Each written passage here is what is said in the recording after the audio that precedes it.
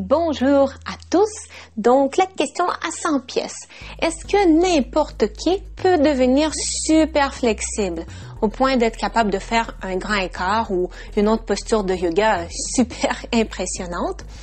Si on travaille assez fort à tous les jours à s'étirer, est-ce qu'on va nécessairement devenir plus souple? Et la réponse est non.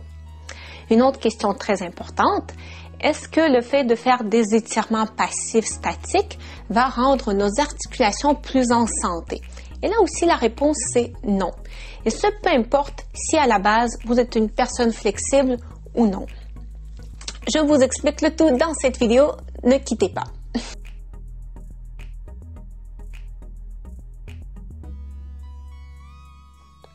Commençons par le début. Donc, certaines personnes, déjà initialement, vont avoir plus de facilité à s'étirer dans tous les sens.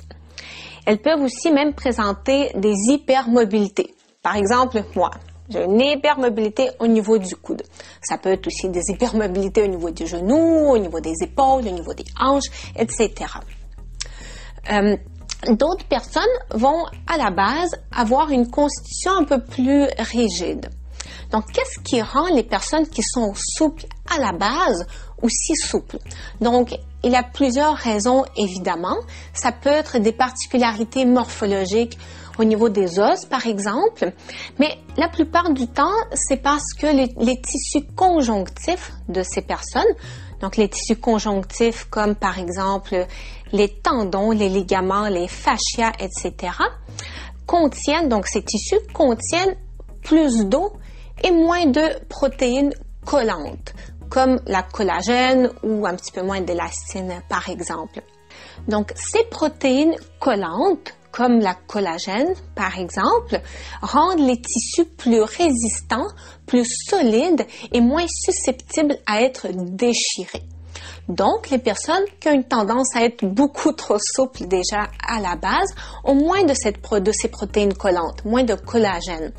Donc, elles sont plus susceptibles à être blessées, à avoir des blessures au niveau des ligaments, au niveau des tendons et aussi sont plus susceptibles à avoir des instabilités au niveau des articulations. Parce qu'en effet, ces personnes, donc ça c'est très important à comprendre, parce que ces tissus qui contiennent plus d'eau et moins de protéines collantes sont comme un peu plus flasques, si on peut dire ça. Et donc, ces tissus vont moins bien retenir les os entre eux. Donc, il y aura plus de mouvement, plus de friction au niveau des articulations, puis ça peut mener à des douleurs et des blessures au niveau des articulations beaucoup plus facilement que chez les personnes qui ont des tissus plus résistants avec plus de collagène. Donc, très souvent, ces personnes qui ont tendance à la base à être super flexibles vont souvent aussi avoir tendance à se tourner vers les sports comme le yoga ou les exercices un peu plus d'étirement parce qu'on se sent bon dans ce type d'étirement. Déjà, à la base, on se sent plus performant. Mais ce qui est important de comprendre, c'est que ces tissus qui sont déjà très flasques à la base, qui sont moins forts, moins résistants à la base, si en plus on les étire encore plus, mais ils vont encore plus s'affaiblir ces tissus, rendant les articulations encore plus faibles et encore plus susceptibles à être déchirées ou endommagées. Donc, moi, par exemple, une personne qui a une prédisposition à être plus souple, donc j'ai les tissus conjonctifs qui sont moins résistants, si je me mets à me pratiquer à faire une split, ok? Une split, par exemple, de façon passive, quelque chose qui ressemble à ça. J'essaie de me laisser aller dans cette position, mais qu'est-ce qui va arriver? C'est que, au bout du compte, je vais être capable de faire un mouvement d'une amplitude assez incroyable, mais mes tissus n'étant pas résistants, il n'y aura plus de tissu en fin du compte pour retenir mes articulations au niveau des hanches, par exemple. Donc, mes articulations des hanches vont se retrouver dans une situation de vulnérabilité très importante. Okay?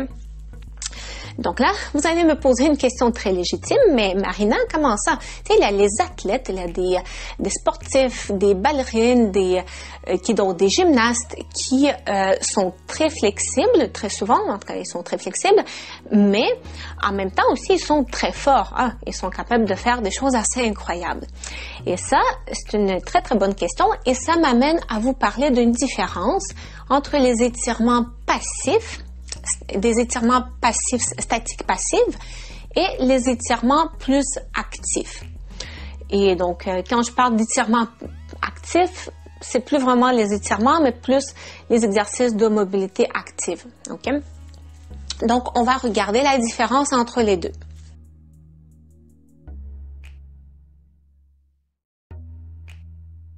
Donc, je vais vous donner un exemple très simple. Par exemple, regardez.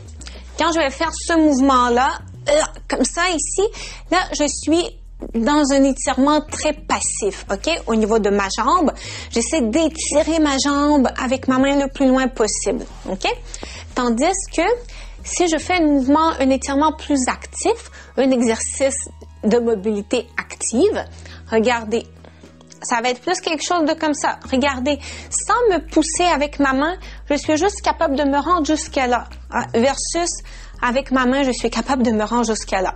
Donc ça, en fin de compte, ce mouvement-là, ça me sert à rien. Hein, parce que de toute façon, sans m'aider avec ma main, je suis pas capable de me rendre jusqu'à là. Par contre, si je veux améliorer la mobilité au niveau de ma hanche et surtout améliorer la mobilité active, je vais me pratiquer à faire plus quelque chose qui ressemble à ça, cet exercice-là. Donc, je vais essayer de trouver la position au niveau de ma hanche où je suis capable de me rendre sans m'aider avec ma main. Puis, je vais essayer de rester là pendant un certain temps pour renforcer mes muscles en fin du mouvement. Donc, c'est un peu le but qu'on va rechercher avec les exercices de mobilité active ou encore mieux, le renforcement des muscles en fin du mouvement. Je vais donner un autre exemple. Donc, je vais prendre une personne, mettons, qui est capable de faire la position du papillon avec les genoux qui vont descendre pas plus que ça. Hein? OK. Donc, souvent, ce qu'on va voir quand les personnes vont faire cet exercice, on va essayer de pousser sur les genoux de toutes nos forces pour étirer les hanches. Puis, évidemment, c'est pas quelque chose de très bon, comme je viens tout juste de vous l'expliquer. Pour travailler la mobilité de vos hanches dans cette position, ce qu'on va faire, c'est, regardez, je vais mettre une pression ici avec mes mains. Je vais essayer de pousser contre mes mains comme ça. Si je me pratique à faire cet exercice plus de cette façon-là, hein, en créant une résistance avec mes mains au niveau de mes genoux, donc mes muscles sont contractés en faisant cette posture. Ça, par contre, c'est quelque chose qui pourra aider à améliorer la mobilité au niveau des hanches, mais améliorer la mobilité d'une façon plus sécuritaire, puis on va avoir des muscles plus forts aussi. Donc, vous voyez la différence? Par exemple, si je prends une ballerine, les ballerines, elles ont une amplitude de mouvement assez incroyable, en effet, mais une ballerine, elle est capable de faire un grand écart dans les airs. Mettons, elle est capable de sauter, hein. Je sais pas, elle fait ses mouvements, ça danse, puis là, elle va sauter en grand écart.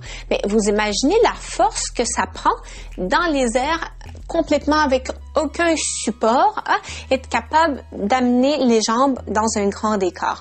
Oui, il a une amplitude qui est assez impressionnante, mais elle a aussi une force très, très impressionnante au niveau de ses jambes, au niveau de ses hanches, pour être capable de faire ça.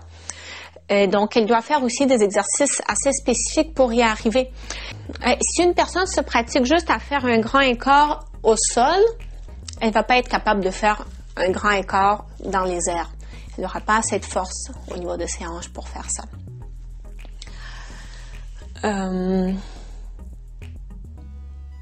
Donc, il s'agit aussi d'un très bon contrôle des muscles en fin du mouvement.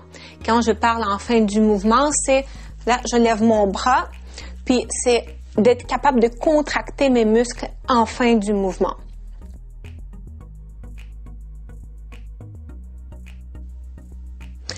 Donc, les étirements passifs peuvent aider à augmenter l'amplitude du mouvement passif uniquement et pas du mouvement actif. En contrepartie, les étirements passifs vont rendre les tissus conjonctifs moins résistants et plus susceptibles à être blessés ou déchirés. Ils vont rendre les articulations plus instables, surtout chez les personnes qui ont une prédisposition à être plus souples.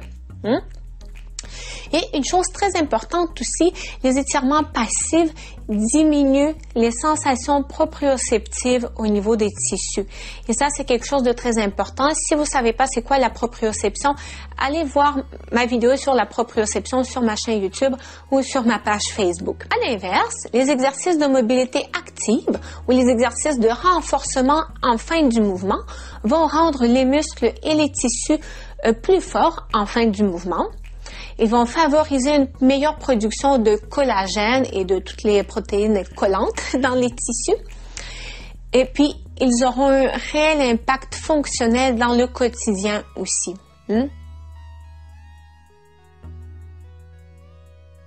Donc, on s'approche de la fin de cette vidéo, mais très rapidement, parce que bon, j'ai beaucoup parlé des personnes qui sont très souples, mais qu'en est-il des personnes qui ont des tissus conjonctifs plus résistants?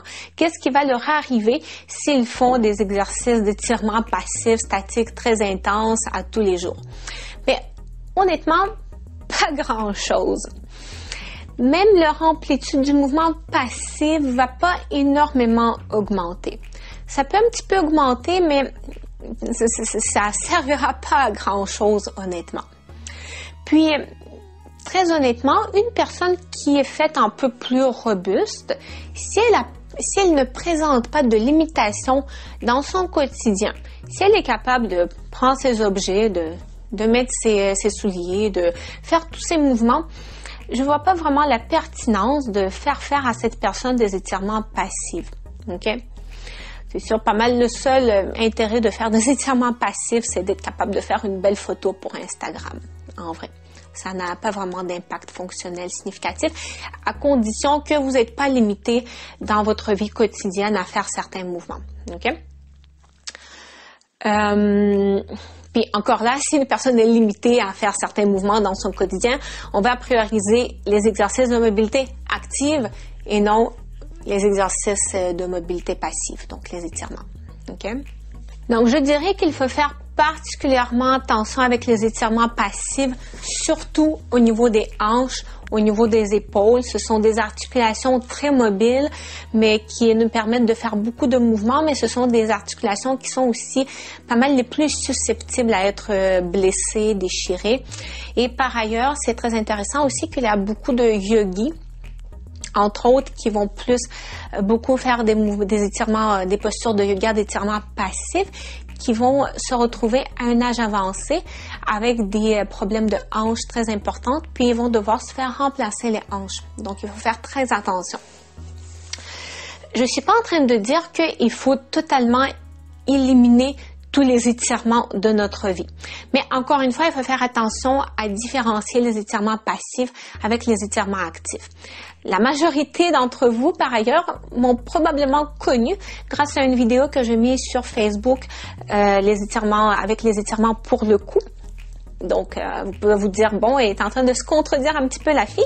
Mais en vrai, dans cette vidéo, il avait pas vraiment d'étirement passif. OK? Par exemple, si je fais ce mouvement-là avec mon cou, OK? C'est pas vraiment un mouvement passif, hein? C'est plus un mouvement actif. Par ailleurs, si je me mets à tirer ma tête avec ma main comme ça, là, on se retrouve avec un étirement qui est un peu plus passif. OK? La même chose, si je fais, par exemple, ce mouvement-là, regardez, je suis pas en train de m'aider avec mes mains. C'est juste d'aller le plus loin possible avec ma rotation du tronc, avec la rotation de mon cou. Mais je me pousse pas avec mes mains. Par contre, si je me mets à plus vraiment essayer de me pousser comme ça, là, je me retrouve avec un étirement un peu plus passif. Puis là, bon, c'est quelque chose qu'on veut pas.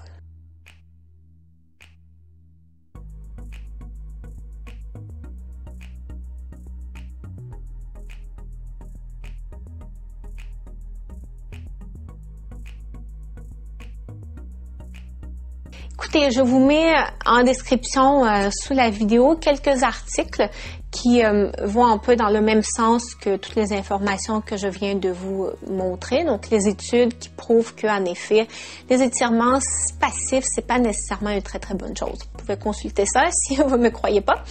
Et si vous êtes en train de vous dire, mais d'où est-ce qu'il sort toutes ces informations? Allez voir, c'est ça. Il y a un peu de controverse quand même autour de ce sujet, les étirements passifs. Est-ce que c'est bon? Est-ce que c'est pas bon? Mais dernièrement, la majorité des études tentent quand même à dire que c'est pas très bon, les étirements passifs. Okay. C'est important de faire des exercices de renforcement, les exercices de mobilité, d'équilibre, les exercices de stabilité. Ce sont vraiment les choses qui vont plus vous aider dans votre quotidien à devenir plus fonctionnel, plus fort et à rester en santé le plus longtemps possible aussi. Sur ce, je vous laisse. Bonne journée à tous. N'hésitez pas à m'écrire si vous avez des questions et bisous à tout le monde.